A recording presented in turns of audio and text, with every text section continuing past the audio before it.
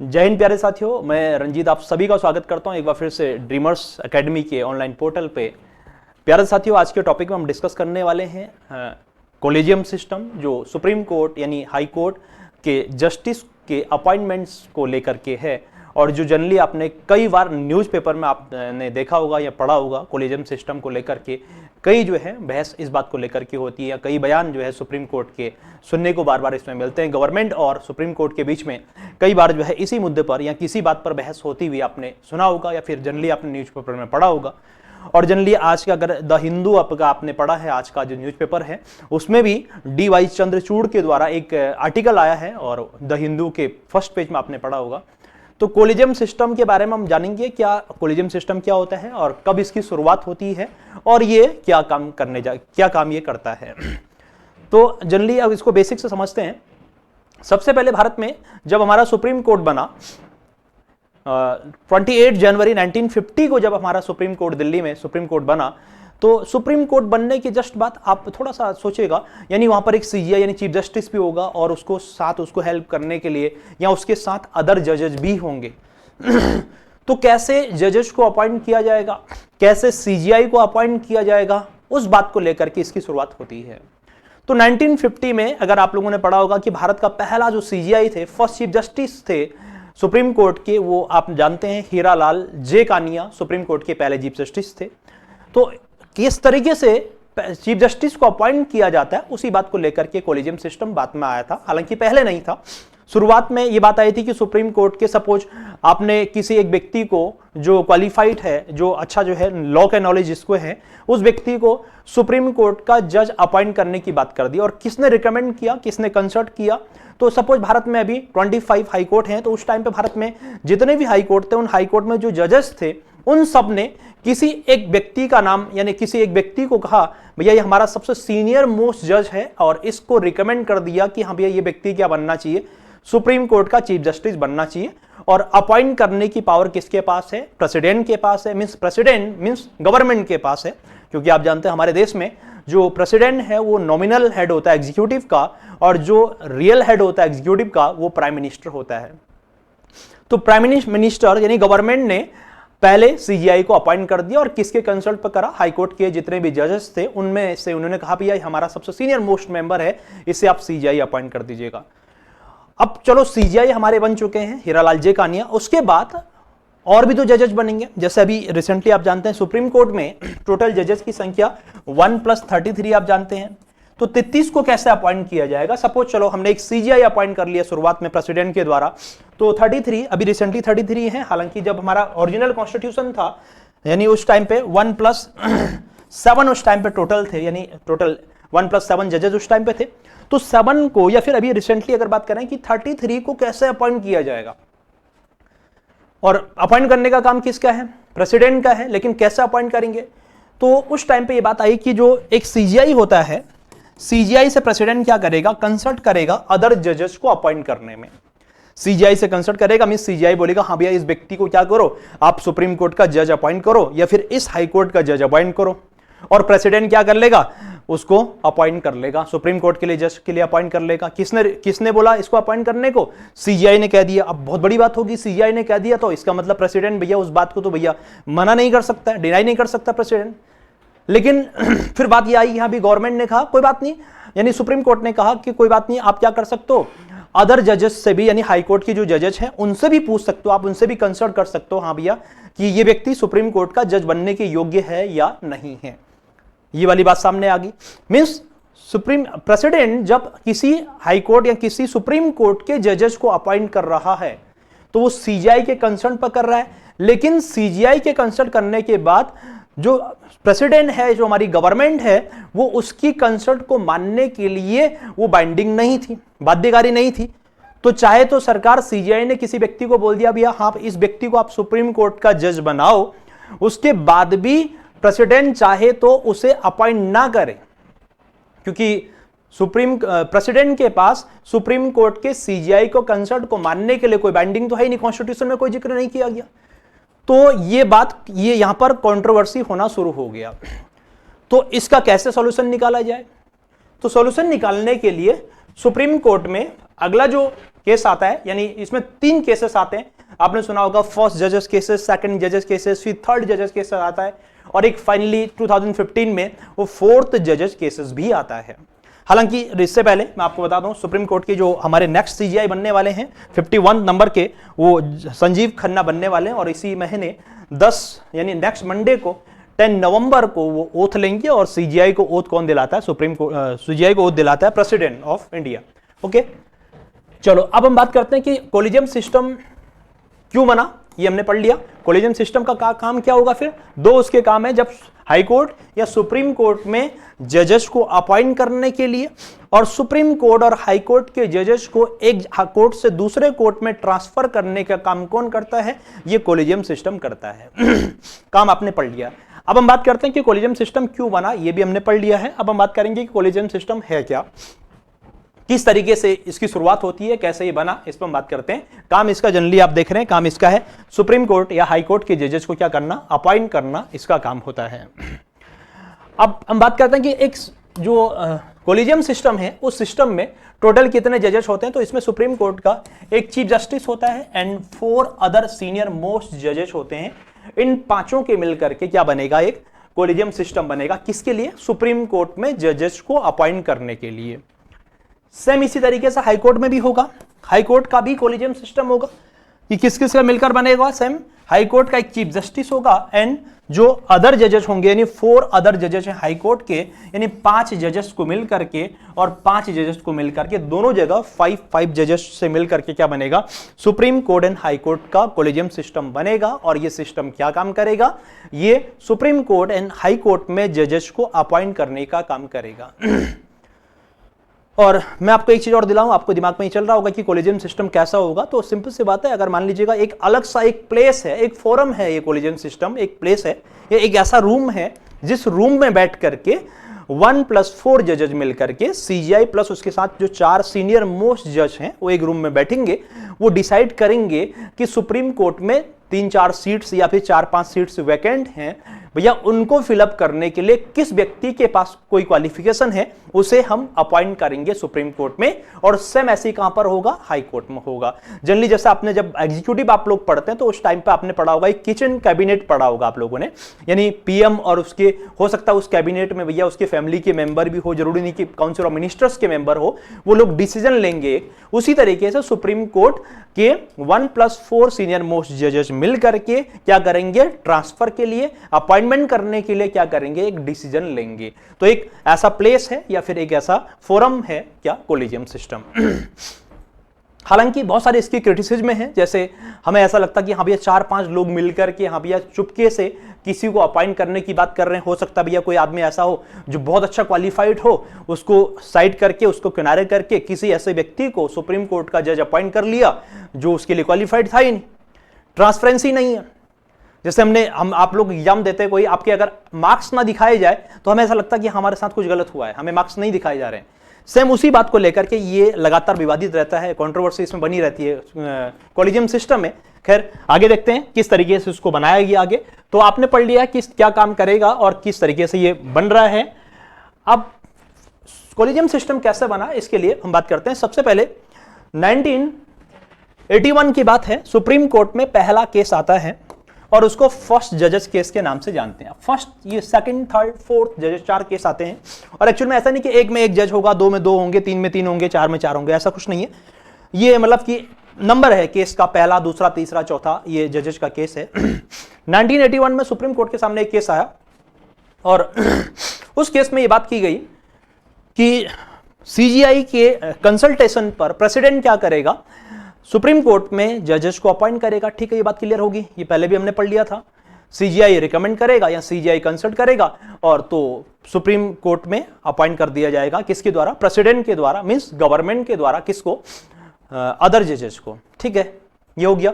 लेकिन एक बात साफ ये सामने आई कि जो सीजीआई ने जिसको कंसल्ट किया कि आप इसको जज अपॉइंट करो, तो उस बात को यानी प्रेसिडेंट उस बात को मानने के लिए क्या नहीं होगा? बाइंडिंग नहीं होगा। उस बात को मानने के लिए बाध्यकारी नहीं होगा। कौन? प्रेसिडेंट। यानी प्रेसिडेंट चाहे तो सुप्रीम कोर्ट के सीजीआई ने जिस व्यक्ति को जजेज अपॉइंट करने के लिए बोला था, तो चाहे तो प्राइम मिनिस्टर या फिर चाहे तो हमारा जो प्रेसिडेंट है उसको उस बात को मानने के लिए मना कर दे। यानी सीजीआई की बात नहीं मानी, हाँ भैया मैं इसे नहीं करता हूं, ये इसे अपॉइंट नहीं करूंगा, ऐसा हो सकता है। फर्स्ट जजेस केस में बात सामने आई। इसका मतलब ये हो गया, साफ साफ सुनिएगा, कि जजेस को अपॉइंट करने में सीजीआई यानी जो हमारा सुप्रीम कोर्ट है उसकी, जो हमारा सुप्रीम कोर्ट आप जानते हैं हमारा जो कॉन्स्टिट्यूशन में लिखा हुआ कि हमारी इंडिपेंडेंट जुडिशरी है, यानी स्वतंत्र न्यायपालिका है, तो उसकी तो भैया कुछ काम ही नहीं रहा फिर उसका। यानी हमारे कॉन्स्टिट्यूशन में लिखा हुआ है हमारी जुडिशरी इंडिपेंडेंट है, तो यहां पर तो भैया उसकी पावर तो खत्म हो गई। यानी यहां पर पावरफुल किसको बना दिया, ज्यादा पावर, एक्सेसिव पावर किसको मिल गई, यहां पर एग्जीक्यूटिव के पास ज्यादा पावर आ गई। हमारी जो कार्यपालिका है वो ज्यादा पावरफुल होगी, तो इंडिपेंडेंस जुडिशरी का तो कोई मतलब ही नहीं रहा। गवर्नमेंट चाहे तो हाँ भैया सुप्रीम कोर्ट ने किसे रिकमेंड किया नाम, इसको क्या बनाया जाए, सुप्रीम कोर्ट का जज बनाया जाए, तो हाई कोर्ट साफ साफ मना कर देगा, यानी प्रेसिडेंट साफ साफ मना कर देगा, हाँ भाई इस व्यक्ति को हम जज अपॉइंट नहीं करते। तो यानी पावर किसकी ज्यादा बढ़ गई, यहाँ पर पावर एग्जीक्यूटिव की ज्यादा बढ़ गई, एक्सेसिव पावर मिल गई किसको, एग्जीक्यूटिव को, यानी गवर्नमेंट के पास पावर ज्यादा आ गई। तो गवर्नमेंट चल रहा था 1981 से लेकर के 1993 तक देश में इसी तरह से चलता रहा। सुप्रीम कोर्ट में जजेस को, हाई कोर्ट में जजेस को अपॉइंट करने में किसके पास ज्यादा पावर होगी, सरकार के पास ज्यादा पावर होगी। और आप जानते हैं कि गवर्नमेंट अपने अकॉर्डिंग जजेस को अपॉइंट करेगी, और अपने अकॉर्डिंग करने का मतलब जिसके देश में गवर्नमेंट होगी शायद उसी के कुछ खास आदमी होंगे जिनको अपॉइंट कर दिया जाएगा। और शायद इसी बारे में आपने एक केस भी पढ़ा होगा, केशवानंदा भारती केस 1973 में, जो 7:16 रेशियो से जो है वो पास हुआ था, और जिसमें जो 6 जजेस थे जिन्होंने गवर्नमेंट के अगेंस्ट में अपनी बात रखी थी, और उनको साइड करके सेंट्रल गवर्नमेंट उस टाइम पे, यानी कांग्रेस पार्टी की गवर्नमेंट थी उस टाइम पे, उन्होंने क्या कर दिया, जो 3 सीनियर मोस्ट जजेस को साइड में रख करके जो चौथे नंबर पे है उनको सीजीआई बना दिया। जबकि सुप्रीम कोर्ट में आप जानते हैं जो सीजीआई बनते हैं वो सीनियरिटी बेस पर बनते हैं। तो गवर्नमेंट का यानी बोलबाला रहा कब तक, 1993 तक। यानी गवर्नमेंट यहां पर, यानी एग्जीक्यूटिव की पावर क्या होगी, यहां पर ज्यादा होगी, और फर्स्ट जजेस केस में ये बात सामने आ गई। नेक्स्ट अब बात करेंगे जो सेकंड जजेस केस था उसमें क्या बात सामने आई। सेकंड जजेस केस आता है 1993 में, और यानी 12 साल बाद की बात है। अब देखिएगा यहां पर क्या हुआ, सुप्रीम कोर्ट ने कहा सॉरी गलती होगी हमसे और हम अपनी बात को वापस लेते हैं। हमारे जो सीनियर जज थे, यानी 10 साल पहले 12 साल पहले हमारे जो सीनियर जज थे उनने एक बहुत बड़ी भूल करी, और भूल इस बात की थी भैया आप जजेस को अपॉइंट कर रहे हैं और आप अपने अकॉर्डिंग कर रहे हैं, तो अब क्या होगा, अब एक शब्द इसमें जोड़ दिया गया, हमारा जो सीजीआई है वो जिससे कंसल्ट करेगा, सीजीआई ने बोल दिया अगर इस व्यक्ति को सुप्रीम कोर्ट का जज अपॉइंट करना है तो उस बात को मानने के लिए प्रेसिडेंट बाइंडिंग होगा। कॉन्स्टिट्यूशन में एक शब्द जोड़ दिया गया कि प्रेसिडेंट उस बात को मानने के लिए बाध्यकारी है। प्रेसिडेंट, अब इस गवर्नमेंट सुप्रीम कोर्ट के सीजीआई के कंसल्ट को मानने के लिए बाध्यकारी कर दिया गया, यानी बाइंडिंग कर दिया गया उस बात को मानने के लिए। अब मना नहीं कर पाओगे, जो हम रिकमेंड करेंगे आप उसको अपॉइंट करोगे। सेकंड जजेस केस में ये बात होगी, यानी आपको लग रहा है कि यहां पर एग्जीक्यूटिव की पावर थोड़ा कम होगी, यहां पर इंडिपेंडेंट जुडिशरी फिर से सामने आई। जो हमारी जुडिशरी इंडिपेंडेंट है यानी उसको एक्सेसिव पावर मिलेगी। और केवल सीजीआई नहीं, इनके साथ क्या करा, आप सीजीआई अकेले नहीं होगा कंसल्ट करने के लिए, सीजीआई के साथ क्या होंगे 2 अदर जजेस भी होंगे, और अदर जजेस में कौन आएगा, सीनियर मोस्ट जजेस होंगे, यानी एक सीजीआई होगा और 2 अदर जजेस होंगे। 3 लोग मिलकर के क्या करेंगे, 3 लोग मिलकर के सुप्रीम कोर्ट से क्या करेंगे, प्रेसिडेंट से क्या करेंगे, जजेस को अपॉइंट करने के लिए कंसल्ट करेंगे। ओके, ये बात सामने आ गई। तो गवर्नमेंट को लगा वाकई में यहां पर मेरा पल्ला जो है थोड़ा हल्का हो चुका है, तो भैया गवर्नमेंट तो साथ नहीं बैठेगी, गवर्नमेंट कुछ ना कुछ जो है इस पर और काम करते जाएगी। नेक्स्ट हम बात करेंगे, उसके बाद आया थर्ड जजेस केस, और ये आ गया 1998 में। 5 साल बाद अगला केस भी आ गया, और इस केस में कॉलेजियम सिस्टम को और स्ट्रॉन्ग किया गया, यानी कहीं ना कहीं आपको जो है जुडिशरी की पावर जो है और ज्यादा बढ़ती जा रही है, यानी बहुत ज्यादा पावर जुडिशरी के पास आ गई है, गवर्नमेंट कुछ नहीं कर सकती है। और इवन आप जानते हैं गवर्नमेंट के इस दौरान कोई भी मामला अगर सुप्रीम कोर्ट में गया तो सुप्रीम कोर्ट ने साफ साफ कह दिया नहीं भैया आपका मामला हम लेंगे ही नहीं, ये वाली बात सामने आ गई। और फाइनली थर्ड जजेस केस में हमारा जो अभी कॉलेजियम सिस्टम कैसे बन रहा है वही हम पढ़ लें। थर्ड जजेस केस में फाइनली जो है हमारा कॉलेजियम सिस्टम बन चुका है, यानी थर्ड जजेस केस को ही कॉलेजियम सिस्टम की जननी कहते हैं, यानी यहीं से इसका बॉर्न हुआ था। और प्रेजेंट में जो हमारा कॉलेजियम सिस्टम है वो कितने जजेस को मिलकर के बनता है, ये बनता है 1+4, यानी एक होगा हमारा CGI और 4 क्या होंगे, 4 सीनियर मोस्ट जजेस होंगे, कहां के, सुप्रीम कोर्ट के। तो 5 लोगों से मिलकर के प्रेजेंट में हमारा जो कॉलेजियम सिस्टम है वो काम कर रहा है, जो सुप्रीम कोर्ट के लिए अलग है, हाई कोर्ट के लिए अलग है। किसके बारे में क्या काम कर रहा है, जजेस को अपॉइंट करना और जजेस को ट्रांसफर करने में ये काम कर रहा है। तो फाइनली बन चुका है कॉलेजियम सिस्टम 1990, थर्ड जजेस केस में जो था 1998 में कॉलेजियम सिस्टम बन चुका है। इसी को क्या बोलते हैं, थर्ड जजेस केस को कॉलेजियम सिस्टम की जननी इसको कहा जाता है। अब आपको लग रहा हो कि क्या गवर्नमेंट भैया शांत रहेगी, गवर्नमेंट को तो कोई दिक्कत होगी भैया। आप जानते हैं लगातार अगर देखा जाए केशवानंद भारती केस से कंटिन्यू भैया गवर्नमेंट और जुडिशरी के बीच में कई ऐसे कंट्रोवर्सी चलती रहती है और ये कंटिन्यू अभी भी चलती रही। और उसके बाद सामने आती है एक बात, नेक्स्ट पॉइंट, गवर्नमेंट ने 2014 में कॉन्स्टिट्यूशन में एक अमेंडमेंट कर दिया। उससे पहले देख लेते हैं कि ये कॉलेजियम सिस्टम का हेड कौन होता है। तो सुप्रीम कोर्ट के कॉलेजियम सिस्टम का हेड कौन होगा, CGI होगा। और हाई कोर्ट के कॉलेजियम सिस्टम का हेड कौन होता है, वहां पर जो हाई कोर्ट का चीफ जस्टिस होता है वो उसका हेड होता है, यानी दोनों जगह 1+4 इसमें टोटल मेंबर होते हैं। नेक्स्ट, अब गवर्नमेंट को दिक्कत हुई, गवर्नमेंट ने क्या कर दिया, हमारे कॉन्स्टिट्यूशन में एक अमेंडमेंट कर दिया, क्योंकि आप जानते हैं संविधान में संशोधन करने का पावर किसके पास है, हमारी पार्लियामेंट के पास है, यानी गवर्नमेंट के पास है। 99 नंबर का कॉन्स्टिट्यूशन में अमेंडमेंट कर दिया। और कब की बात है, 2014 की ये बात है, क्योंकि गवर्नमेंट को बड़ी दिक्कत होने लगी, गवर्नमेंट की कोई केस भी नहीं ले रहा सुप्रीम कोर्ट क्योंकि सुप्रीम कोर्ट के पास बहुत ज्यादा पावर आ गई। तो गवर्नमेंट को भैया, एग्जीक्यूटिव को अच्छा नहीं लगा, भैया इसके बाद बहुत ज्यादा पावर आ गई, हमारे पास तो कुछ भी पावर नहीं बची। तो सुप्रीम कोर्ट हमारी पार्लियामेंट ने, यानी हमारी गवर्नमेंट ने क्या कर दिया, एक अमेंडमेंट किया 99 नंबर का, और उसमें जो हमारा कॉलेजियम सिस्टम था उसे कहा भैया उसको खत्म कर दिया जाए। कॉलेजियम सिस्टम को क्या कर दिया, इसको खत्म कर दिया, और इसकी जगह, कॉलेजियम सिस्टम की जगह क्या लिया, NGAC, एनजेक इसको आप कहते हैं, NGAC नया एक, ये मान के चलेगा एक कमीशन आ गया, जिसे आप कह रहे हैं NGAC को कह रहे हैं आप नेशनल जुडिशियल कमीशन, एक नया बन गया NGAC, एनजेक के नाम से एक नया कमीशन बन गया। और गवर्नमेंट ने कहा भैया यही क्या करेगा, आज से सुप्रीम कोर्ट में, हाई कोर्ट में जजेस को अपॉइंट करेगा, और कॉलेजियम सिस्टम को क्या कर दिया, अवॉइड कर दिया, खत्म कर दिया कॉन्स्टिट्यूशन में अमेंडमेंट करके। और लेकिन आप इस बात को अच्छी तरह से जानते हैं, हमारे देश में अगर अमेंडमेंट हो रहा है, पार्लियामेंट के पास पावर है, लेकिन अमेंडमेंट कुछ ऐसा है जो कॉन्स्टिट्यूशन का वॉयलेशन कर रहा है, फंडामेंटल राइट्स का वॉयलेशन कर रहा है, तो भैया आप जानते हैं कॉन्स्टिट्यूशन को इंटरप्रेट करने का राइट किसके पास है, सुप्रीम कोर्ट के पास है। सुप्रीम कोर्ट उस रूल या लॉ को क्या कर देगी, उसको नल या वॉइड कर सकती है, खत्म कर सकती है, जीरो कर देगी, शून्य घोषित कर देगी।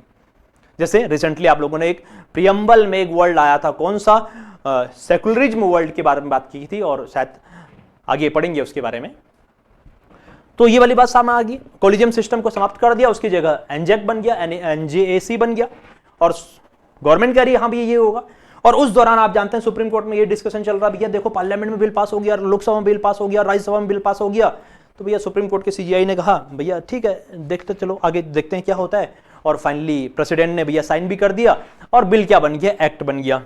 और तुरंत सुप्रीम कोर्ट ने 2015 में, इसमें मेंशन नहीं है, 2015 में सुप्रीम कोर्ट ने क्या कर दिया, प्रियम्बल या हमारे पार्लियामेंट के द्वारा किया गया 99 नंबर के अमेंडमेंट को क्या कर दिया, इसको जीरो, शून्य, वॉइड, नल घोषित कर दिया। कहा भैया ये जो NGAC है ना, ये क्या है, एक अनकॉन्स्टिट्यूशनल बॉडी, यानी अनकॉन्स्टिट्यूशनल कमीशन है, इसके पास कोई राइट्स नहीं है सुप्रीम कोर्ट और हाई कोर्ट के जजेस को अपॉइंट करने की।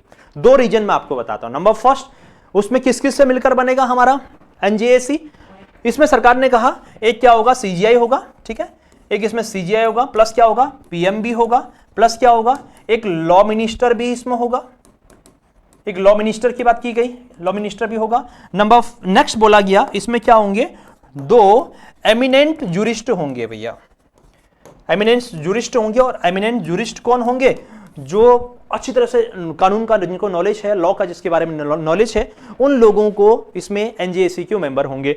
यानी सीजीआई के साथ प्लस 2 और सीनियर मोस्ट जजेस भी होंगे। यानी टोटल सुप्रीम कोर्ट से 3 जजेस आ गए, प्लस एक पीएम आ गया, प्लस एक लॉ मिनिस्टर आ गया, और 2 एमिनेंट जूरिस्ट होंगे। प्रेसिडेंट की नजरों में भैया अच्छा लॉ जानने वाला व्यक्ति होगा, उसे एनजेएसी का मेंबर बनाया जाएगा। अब सुप्रीम कोर्ट ने साफ साफ कहा भैया ये एमिनेंट जूरिस्ट कौन है, पूछा गया सरकार से। सरकार ने कहा भैया जब बनेंगे तो बता ही दिया जाएगा, जब बनेंगे फिर देख लेंगे फिर कौन है वो, फिर बता दिया जाएगा। सुप्रीम कोर्ट के सामने, यानी सुप्रीम कोर्ट ने यही क्वेश्चन किया गवर्नमेंट से, भैया कोई प्रोफेसर है या कौन है, कौन व्यक्ति एमिनेंट जूरिस्ट कौन होगा। फिर गवर्नमेंट ने जवाब दिया कि हाँ भैया जब बनेंगे फिर देखा जाएगा कौन होंगे। तो फाइनली 2015 में सुप्रीम कोर्ट ने एनजेएसी को समाप्त कर दिया, इसको खत्म कर दिया गया, और कंटिन्यू क्या चलता रहा, हमारा जो कॉलेजियम सिस्टम है वो अब तक भी चलता आ रहा है। हालांकि आप जानते हैं कि टाइम टाइम पे गवर्नमेंट ने इसको, यानी इसकी अवहेलना की है। जैसे एक केसेस मैंने आपको बताया था 1973 में जो केशवानंदा भारती केस आया था, उस केस को लेकर के उसके बाद सुप्रीम कोर्ट ने 3 सीनियर मोस्ट जजेस को साइड में रख करके उनको दरकिनार करके एएन रे साहब को क्या कर दिया, सुप्रीम कोर्ट का चीफ जस्टिस अपॉइंट कर दिया। और उसके बाद आप जानते हैं तो 3 जजेस थे, सीनियर मोस्ट जजेस थे, उन्होंने कहा छोड़ो हम त्यागपत्र दे देते हैं, हम रिजाइन दे देते हैं। उन्होंने रिजाइन दे दिया, कहा कि ऐसा क्या काम करना, फिर इस तरीके से क्या काम करना, उन्होंने सुप्रीम कोर्ट के जजेस से यानी रिजाइन दे दिया। ऐसे केसेस एक बाद में भी आया, 1998 में भी आया, तो ये केसेस भी कंटिन्यू चलते रहे। तो कॉलेजियम सिस्टम अभी भी, यानी ये किसी आम पब्लिक और ये सरकार की लड़ाई नहीं है, या फिर ये किसके बीच की लड़ाई है, ये एग्जीक्यूटिव यानी हमारी गवर्नमेंट और जुडिशरी के बीच की, ये कंटिन्यू इसमें कंट्रोवर्सी चलती रहती है। और रिसेंटली आपको पता है 2015 में जो अरुण जेटली साहब हैं उनके द्वारा भी ये बात कही गई। तो ये तो भैया क्या है, सुप्रीम कोर्ट की यानी हमारे जुडिशरी की क्या है, ये तो तानाशाही है, ये बात कह करके लास्ट में कहा था 2015 में, जो अब नहीं रहे अरुण जेटली साहब। तो ये था एनजेएसी और 4th जजेस केसेस, और जो लास्ट था ना 2015 में, यही था बेटा 4th जजेस केसेस, यही था 4th जजेस केसेस में। 4 जजेस केसेस में क्या कर दिया, एनजेएसी को क्या कर दिया गया, समाप्त कर दिया गया। तो 4 केसेस आए थे कॉलेजियम सिस्टम को लेकर के, और आई होप आपको ये कॉलेजियम सिस्टम अच्छी तरीके से समझ में आया होगा। तो मिलते हैं फिर नेक्स्ट इसी तरह के टॉपिक के साथ नेक्स्ट वीडियो में, तब तक के लिए जय हिंद।